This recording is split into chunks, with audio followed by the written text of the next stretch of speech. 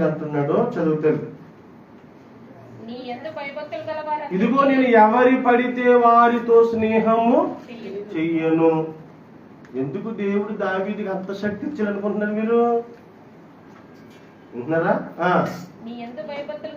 దేవా దేవా నీవంటే ఎవరికి భయమో, నీవంటే ఎవరికి భక్తో,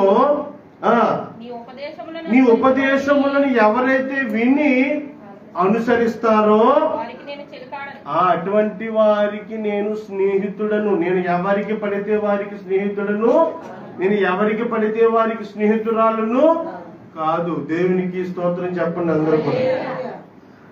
నీవు ఒకరితో స్నేహం చేశావంటే, ఒక్కరు నీతో స్నేహం చేశారంటే, వాడు ఆర్థికంగా కానివ్వండి, ఆత్మీయంగా కానివ్వండి, వారు బాగు పడాలి. దేవునికి స్తోత్రం చెప్పండి అందరూ. 2 పాయింట్లు చెప్తున్నాను ఇక్కడ మిగిలిన. ఒకటి ఆత్మీయంగాను, మొదట ఆత్మీయంగానే, రెండవది ఆర్థికంగాను కూడా. వాళ్ళు చెప్పే సజెషన్లు, సలహాలు మనకి ఎలాగున్నాలో తెలుసా? మనకి లాభాన్ని చేకూర్చే వాటిగా ఉండాలి. దేవునికి స్తోత్రం చెప్పండి అందరూ కూడా. అటువంటి వారితో మనము ఏం చేయాలట? సహవాసము చెయ్యాలట. దావీదు ఎవరితో సహవాసం చేశాడో చూద్దాం ఒకసారి. 1 సమూయేలు గ్రంథము 18వ అధ్యాయము 1వ వచనం. దావీదు సౌలుతో మాట్లాడుట చాలించినప్పుడు యోనాతాను హృదయము దావీదు హృదయముతో కలిసిపోయింది. దావీదు స్నేహితుడు ఎవరండి?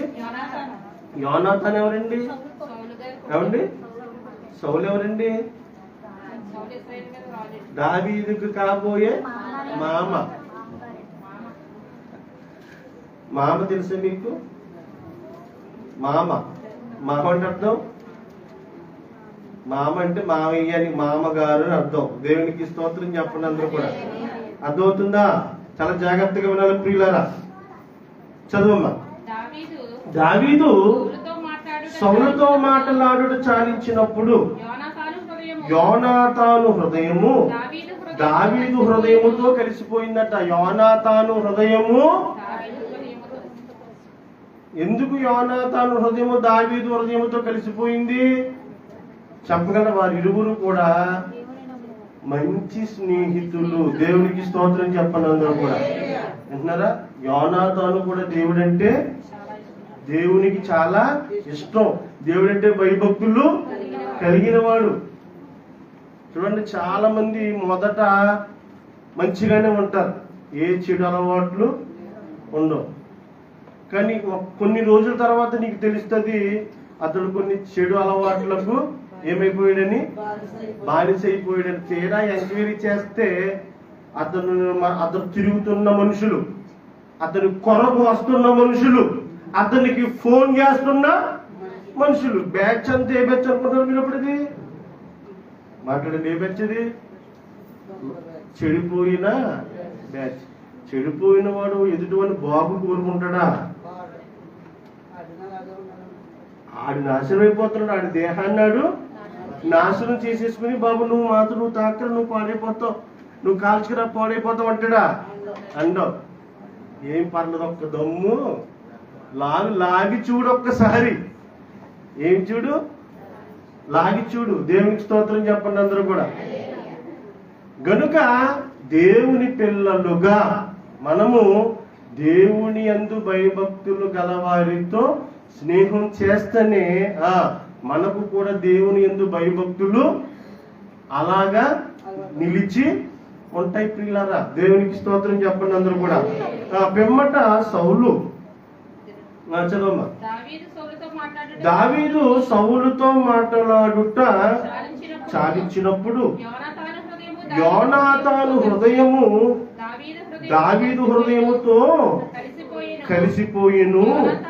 యోనాతాను దావీదును తనకు ప్రాణ స్నేహితునిగా భావించుకుని అతనిని ప్రేమించెను. చలమ. దేవునికి స్తోత్రం కలుగునుగా. యోనాతాను దావీదుని ఎలా ప్రేమించాడట? తనకు ప్రాణ అంటే తన దావీదు కొరకు యోనాతాను ఏమి ఇచ్చేయగలడు?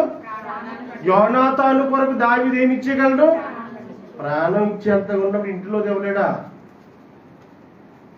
తన అవసరతలో పాలు పంచుకోలేడా? దేవునికి స్తోత్రం కలుగునుగా. చాలా జాగ్రత్తగా ఉన్నారు.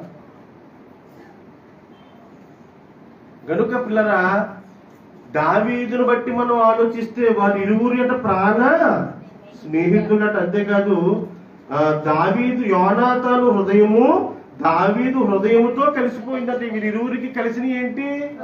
మనసులు ఒకటేనట. దావీదు హృదయము యోనాతాను హృదయము కూడా ఒక్కటేనట. దేవునికి స్తోత్రం కలుగునుగా. వీరి మంచి ఉద్దేశాలు, దేవుని పట్ల వీరు మంచి ఉద్దేశాలు కలిగి ఉన్నారు.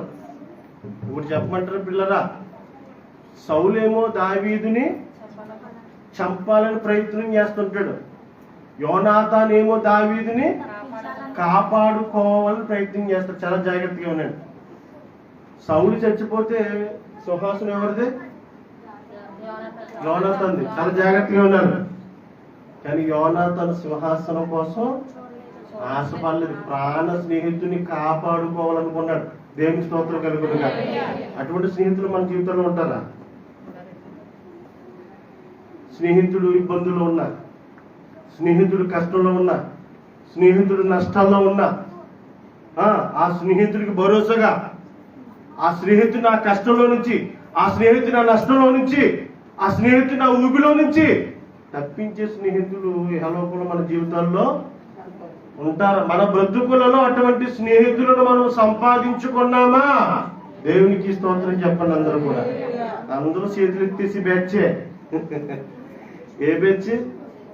చేతులు ఎత్తేయడం అంటే ఒక కష్టంలో గాని, ఒక నష్టంలో గాని, ఒక వ్యాధిలో గాని, ఒక బాధలు గాని, ఎందులో కూడా ఏ విధంగా కూడా సహాయ సహకారాలు అందించలేని స్థితిలో ఉన్నటువంటి స్నేహితులను ఎంతసేపు మన మీదే ఆధారపడలే తప్ప వారు కూడా మనకి సహాయ సహకారాలు చేసే స్నేహితులు మన జీవితాలలో మనం సంపాదించుకోలేకపోతున్నాం. ప్రియులారా, దేవునికి స్తోత్రం చెప్పండి. అందరూ కూడా అదవుతుందా? యోనాతాను దావీదు హృదయాలు ఏమైపోయినాయటమ్మా? యోనాతాను దావీదును తనకు ప్రాణ స్నేహితునిగా భావించుకుని ఎవరిని? దావీదుని ఎంత ప్రేమించాడట? తన తండ్రి చంపాలని ప్రయత్నం చేస్తున్న ప్రతిసారి యోనాతాను తన ప్రాణ స్నేహితుని కాపాడుకుంటూ వచ్చాడట. దేవునికి స్తోత్రం చెప్పండి. అందరూ కూడా ఇది కదా స్నేహం అంటే. తన కష్టంలో, తన నష్టంలో. ఇప్పుడు దావీదుని యోనాతాను ఎవరి చేతిలో నుండి తప్పించుకున్నాడు? ఏం కాపాడాడు? దావీదు యొక్క దేన్ని కాపాడాడు? యోనాతాను ప్రాణాన్ని కాపాడాడు. ఎందుకంటే మరి ప్రాణ స్నేహితుడట. దేవునికి స్తోత్రం కలుగునుగా. సౌలు ఇప్పుడు మా నాన్న చచ్చిపోతే సింహాసనం ఎవరిదే? నాదే కదా. నాకెందుకు వచ్చింది? ఆడిపోతే నాకెందుకని యోనాతాను అనుకోలేదట. అది కదా దేవుని యందు భయము, భక్తి. ఇప్పుడు యోనాతాను ఎవరికి భయపడతారు చెప్పండి మీరు? నీ స్నేహితులు దేవునికి భయపడేవారు ఎవరైనా ఉన్నారా? మానే అయిపోతారు. మానే కొంపలేమి మునిగిపోవు. వాళ్ళ బాగానే ఉంటారండి. ఎవరు? మానేమని ఎందుకంటే సమృద్ధిగా ఆలగొట్టి ఈలగొట్టి ఆల తొక్కి ఈలతో కాళ్ళ బెమ్మనగానే బాగులు ఉంటారు. శాంతి సమాధానం నెమ్మది లేకుండా పోయేది మనకి. దేవునికి స్తోత్రం కలుగునుగా. అర్థమవుతుందా? గమనించాలి పిల్లరా. దేవునికి స్తోత్రం చెప్పండి. అందరూ కూడా కొరింథీ రాసిన పత్రిక 1వ అధ్యాయం 9వ వచనం. దేవుని పిల్లలు ఎవరితో స్నేహం చేయాలి చెప్పండి. ఇప్పుడు దేవుని పిల్లలు ఎవరితో స్నేహం చేయాలి చెప్పండి. విన్నారా? దేవుని యందు భయము భక్తి ఉన్నవాడు సినిమాలకి తీసుకెళ్ళడం నిజం. దేవుని యందు భయభక్తులు సిగరెట్ కాల్చమని ప్రేరేపించడం.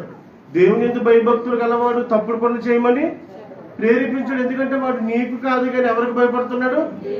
దేవునికి భయపడుతున్నాడు. దేవునికి స్తోత్రం కలుగునుగా. కనుక దేవుని యందు భయభక్తులు గల వారితో స్నేహం చేస్తే నీకు భయభక్తులు వస్తాయి తప్ప నీవు భక్తి జీవితంలో ఇంప్రూవ్ అవుతావు తప్ప బలహీనుడవు కాలేవు. దేవునికి స్తోత్రం చెప్పండి. అందరూ కూడా చదువు. మొదటి కొరింథీయులకు రాసిన పత్రిక 1:9. అసలు దేవుడు యెహోలోకములో లోకములో ఉన్న మనలను, లోకంతో సహవాసం చేస్తున్న మనలను ఎందుకు సంఘములోనికి పిలిచాడో చెప్తున్నాడు. చూడండి భక్తుడు. మన ప్రభువైన యేసుక్రీస్తు అను తన కుమారుని సహవాసమునకు మిమ్మల్ని పిలిచిన దేవుడు నమ్మదగిన వాడు. దేవునికి స్తోత్రం కలుగునుగా. దేవుని పిల్లల మనందరము కూడా ఎవరి సహవాసములో ఉండాలట?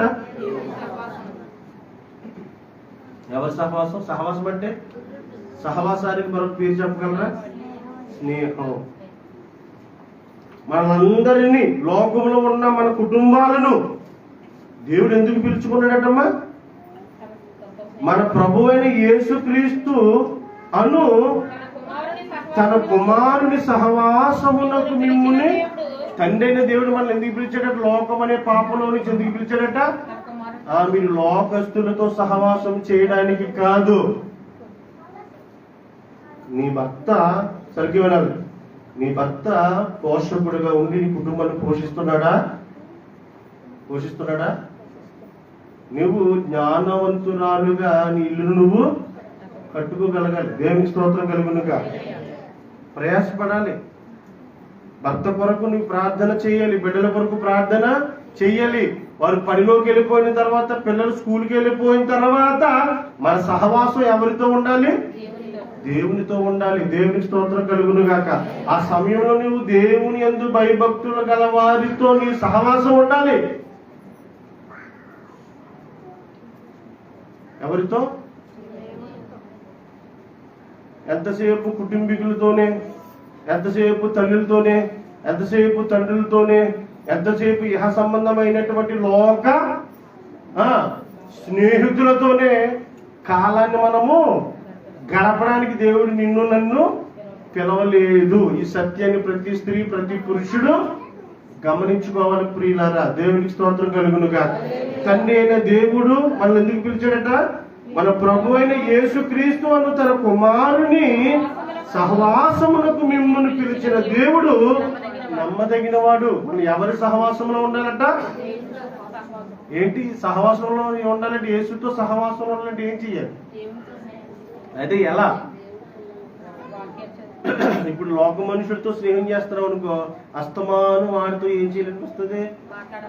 మాట్లాడాలనిపిస్తుంది. వాడితో సరదాగా బయటికి మనసు అంతా ఎవరి మీద ఉంటది? మాట్లాడండి అమ్మా, స్నేహితుల మీద ఉంటది. దేవునికి స్తోత్రం కలుగును. ఇప్పుడు మన ఉందా? ఉంటదా? ఆదివారం గట్టిగా మాట్లాడితే ఒక గంట కూడా మనసు దేవుడి మీద పుట్టం. దేవునికి స్తోత్రం చెప్పండి అందరూ కూడా. కానీ దేవుడు ఎందుకు పిలిచాడట? యేసుక్రీస్తు అను తన కుమారుడైన ప్రభు అయిన యేసుక్రీస్తు తన కుమారుని సహవాసమునకు. అంటే ఇప్పుడు మనందరము కూడా ఎవరితో సహవాసం చేయాలి? ఎవరితో మాట్లాడాలి? ఎవరి మాటలు చదవాలి? ఎవరి ఆలోచనల ప్రకారం జీవించాలి? దేవుని స్తోత్రం కలుగునుగా. ఈ రీతిగా మనం జీవిస్తే మన కుటుంబాలు ఆశీర్వదింపబడతాయి ప్రియులారా. దేవునికి స్తోత్రం కలుగునుగా. ఎందుకంటే ఇహలోక స్నేహితులతో కాదు కానీ దేవునితో సహవాసము చేసిన ఎడల దేవుడు ఖచ్చితంగా నా కుటుంబాలను ఆశీర్వదిస్తాడు. దేవునికి స్తోత్రం చెప్పండి అందరూ కూడా. అర్థమవుతుంది. అందుకే యోహాను సువార్తలో యేసుక్రీస్తు వారికి భూమి మీద స్నేహితులు ఉన్నారా? చెప్పండి అమ్మా. ఎవరెవరు? ఎంతమంది స్నేహితులు యేసుక్రీస్తు వారికి? ఇంకెవరు లేదు భూమి మీద. 12 మందిని ఎందుకు ఎన్నుకున్నాడు ఆయన? మనకి ఎంతమంది స్నేహితులు? దేవునికి స్తోత్రం చెప్పండి అందరూ కూడా. హల్లెలూయా.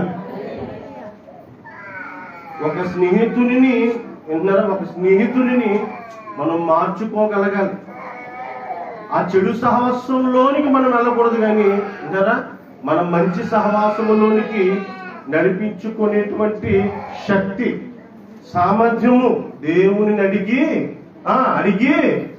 పొందుకోవాలి. ప్రియులారా, దేవునికి స్తోత్రం చెప్పండి. అందరూ కూడా చదువుతుంది. యోహాను సువార్త 15వ అధ్యాయము 13వ వచనం. తన స్నేహితుల కొరకు తన ప్రాణము పెట్టువాని కంటే ఎక్కువ ప్రేమ గలవాడు ఎవడును. స్నేహం అంటే ఏంటండి? సమయాన్ని సరిగ్గా మంచి సమయం వచ్చినప్పుడు రెండు చేతులు తీసేదా, అయ్యో నిన్నేరా ఏంటి,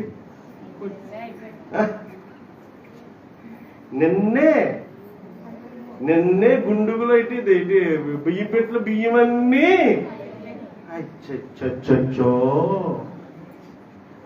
నిన్నే జాన్ డేవిడ్ గారి అవసరం అంటే ఇచ్చేసాను. ఇప్పుడు నా దగ్గర చిల్లి గవ్వ కూడా. దేవునికి స్తోత్రం చెప్పండి. అందరూ వింటున్నారా? చదువుతాను. ఏమండి? తన స్నేహితుల కొరకు తన ప్రాణము పెట్టువాని కంటే ఎక్కువైన ప్రేమ గలవాడు ఎవడు లేడట భూమి మీద. తన స్నేహితుల కొరకు తన ప్రాణము పెట్టువాని కంటే ఎక్కువైన ప్రేమ గలవాడు ఎవడును లేడు. నేను నీకు ఆజ్ఞాపించు వాటిని చేసిన ఎడలా మీరు నా స్నేహితులు. దేవుడు చెప్తున్నాడు. దేవుని స్తోత్రం కలుగునుగా. ఇదిగో నేను కొన్ని మాటలు చెప్తున్నాను, మీకు కొన్ని ఆజ్ఞలు ఇస్తున్నాను. ఆ ఆజ్ఞల ప్రకారము మీరు ఆ ఆజ్ఞలను మీకు ఆజ్ఞాపించు వాటిని మీరు చేసిన ఎడలా మీరు కూడా నా స్నేహితులే. దేవునికి స్తోత్రం కలుగునుగా. ఇప్పుడు దేవునితో స్నేహం చేయాలని ఆశ భూమి మీద ఎంతమంది ఉంటే చెప్పండి. ఇప్పుడు దేవునితో స్నేహం చేయాలంటే మనం చేయవలసిన పని ఏంటి? ఆయన ఆజ్ఞల ప్రకారము జీవించాలి. దేవునికి స్తోత్రం చెప్పండి. అందరూ కూడా ఎవరి ఆజ్ఞల ప్రకారం జీవించాలట? దేవుని ఆజ్ఞల ప్రకారము జీవించాలి. అర్థమవుతుందా? దేవునికి స్తోత్రం చెప్పండి. అందరూ కూడా ఎవరి ఆజ్ఞల ప్రకారం జీవించాలటమ్మా? దేవుని ఆజ్ఞల ప్రకారం మనం చేసిన ఎడల మనము కూడా దేవుని స్నేహితులై ముందు